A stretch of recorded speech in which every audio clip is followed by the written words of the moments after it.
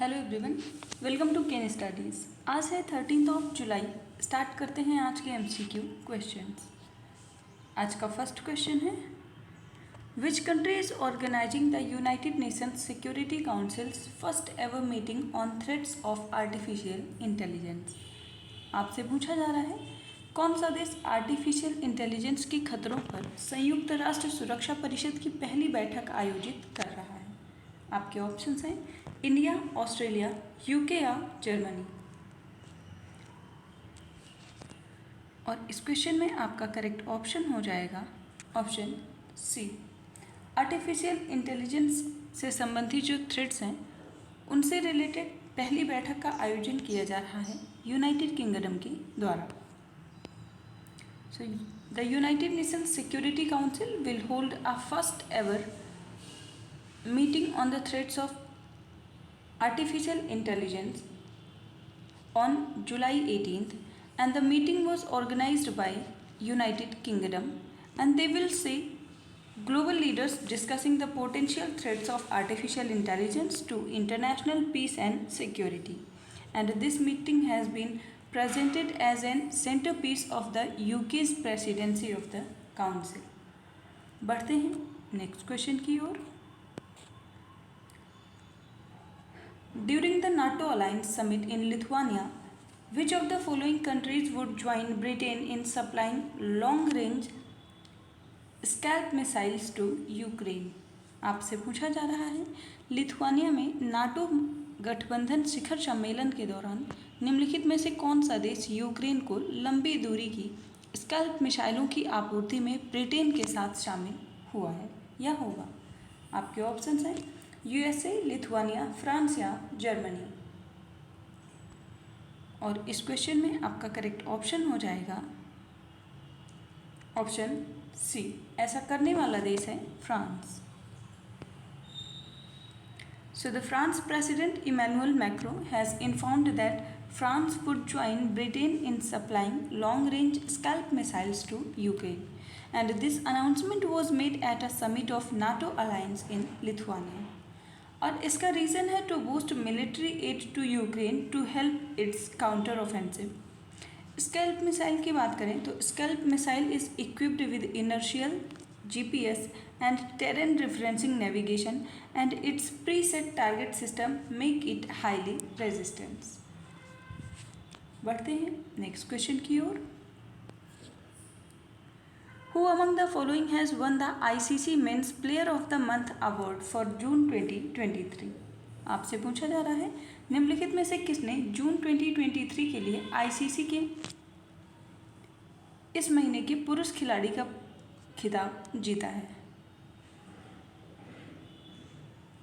ये award June month से संबंधित है, आप ये ध्यान रखेंगे। ICC player of the month June का अवार्ड किसे दिया गया है?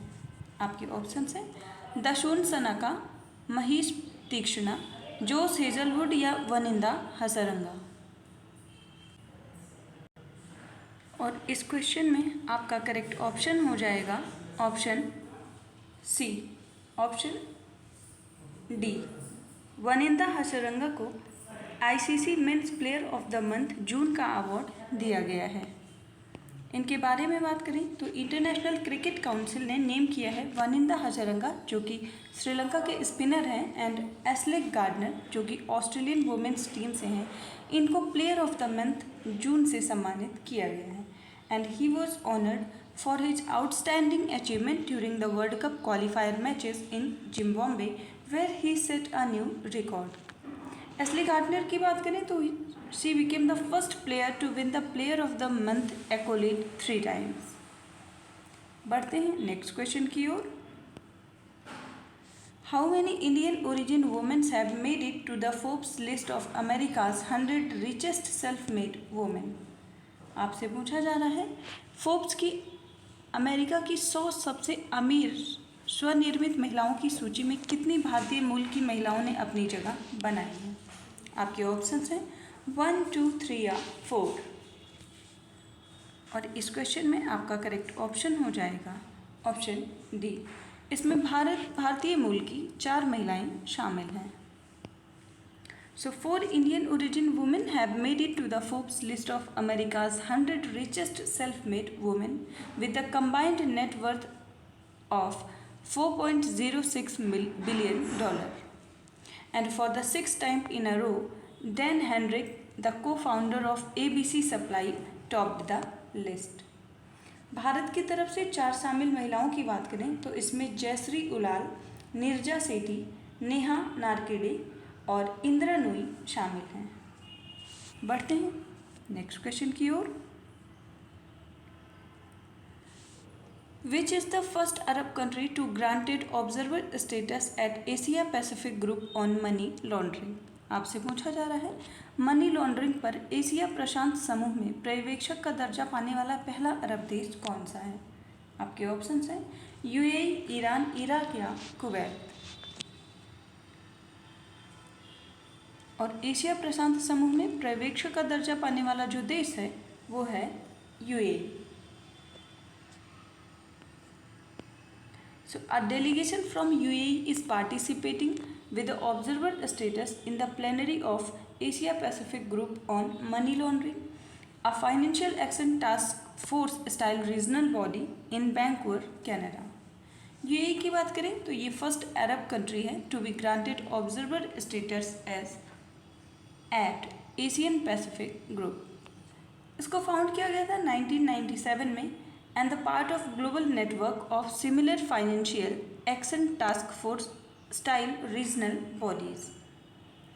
Asia Pacific Group on Money Laundering is the largest in the terms of membership numbers and geographical size.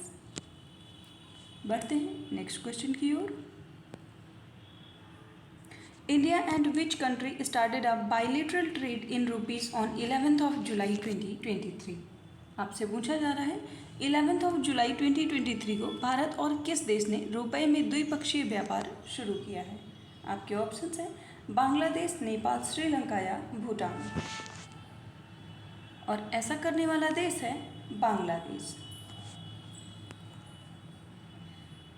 So bilateral trade in rupees started by India and Bangladesh on 11th of July and it was launched in the Dhaka at an event jointly organized by Bangladesh Bank and Indian High Commission. And from July 11, India and Bangladesh started trade in Indian rupee along with the normal transaction method in the US dollar. बढ़ते हैं next question की ओर। National fish farmers day meet 2023 concluded at which place? आपसे पूछा जा रहा है राष्ट्रीय मत्स्य किसान दिवस बैठक 2023 का आयोजन कहाँ पर किया गया या ये कहाँ पर संपन्न हुआ? आपके ऑप्शंस हैं कानपुर, मदुरई, चेन्नई या महाबलीपुरम। और इस क्वेश्चन में आपका करेक्ट ऑप्शन हो जाएगा ऑप्शन डी। इसका आयोजन किया गया है महाबलीपुरम में। So Fish Farmers Day Meet 2023 concluded at Mahabalipuram. The Department of Fisheries along with other stakeholders organized the National Fish Farmers Day Meet and Startup Conclave at Mahabalipuram. National Fish Farmers Day की बात करें तो National Fish Farmers Day 2023 given to recognize the contribution of fish growers as well as their dedication to sustainable fisheries. तो ये एक प्रकार से उनका जो कंट्रीब्यूशन है और उनके डेडिकेशन को बढ़ावा देने के लिए इसको आयोजित किया गया है। आज के करंट अफेयर सेशन में इतना ही। धन्यवाद।